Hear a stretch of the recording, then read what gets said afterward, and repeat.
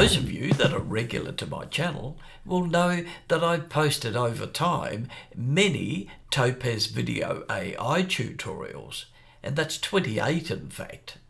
In this video, I'm showing you Topaz Photo AI and determine if it's the absolute leader in its field, as Topaz Video AI is the leader in the video enhancing world.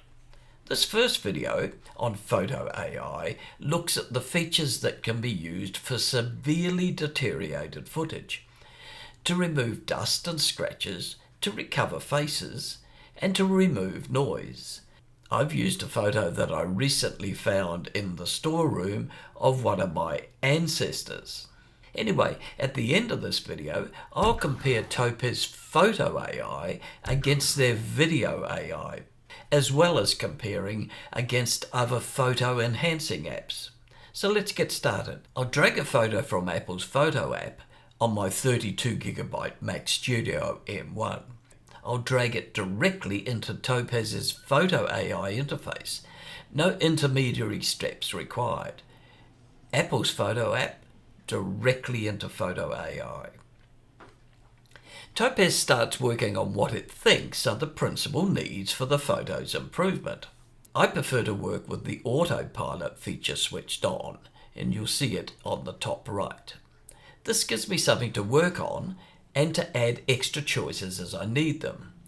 And if you don't like what's produced, you can remove the unwanted enhancements by clicking the X at the right. So the autopilot gives you a good foundation to work with. And at the bottom of the screen, you'll see the blue process button activating. In this case, Topaz Autopilot has opted to enhance and to recover faces. I've selected the split screen view to see the difference from the original on the left and the enhancement on the right. I'll move the slider left to see the result, and it's certainly better, but it can be improved further by adding another Recover Faces option by clicking the Choose Something Else and select Recover Faces from the list. You can also use the Strength slider if you prefer. I'll select further versions of recovered faces, and you might ask, why do you need to have to select so many times or need to move the slider? But this is the key to Topaz that you don't find with other apps.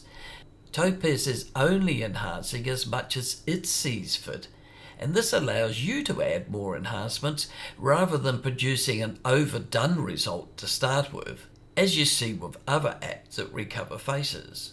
These other apps tend to produce plastic cartoon versions of faces for a quick one-fix option, and in many cases those other apps also produce distorted faces, again with no option to make enhancements. So it's much better to be able to adjust yourself. And this is the difference that I like about Topaz.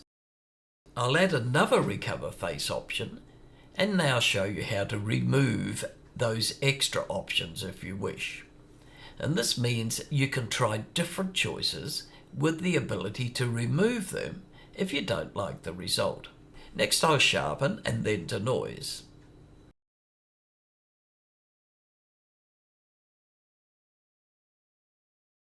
And this is looking quite good. Let's do some more though. You can remove unwanted marks. The Option key on your keyboard lets you switch between adding to and removing from the selection. You'll see the little plus sign, drag the red dot over them and then save the changes. Every time you move the images though, it enhances a new view on the screen.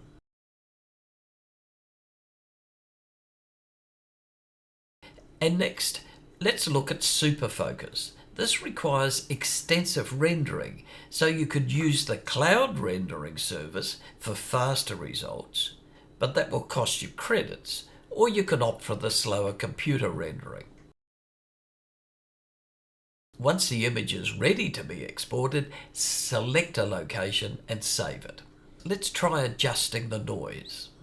Select the upscale option and you can strengthen the minor denoise and deblur. In this case, denoise doesn't make much difference, even at 100%. Deblur does improve the overall look, And there are other choices like standard version 2, high fidelity,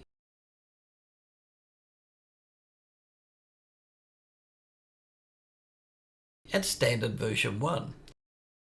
In fact, I like that quite a bit. Now, how about adjusting the compression? Not much difference there either. Adjusting the light may help. You select something else and let's change the highlights and the shadows.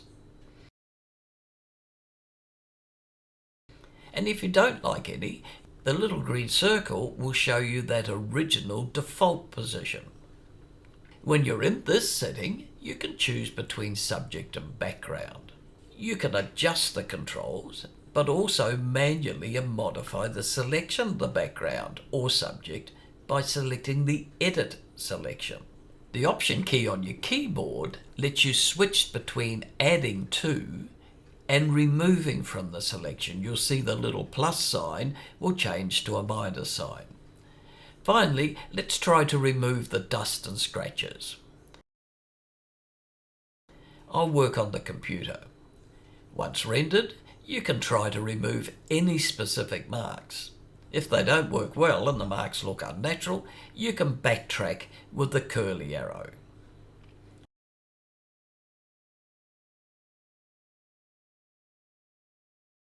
So here's the before and the after result. So as a comparison, how does Topaz Photo AI compare?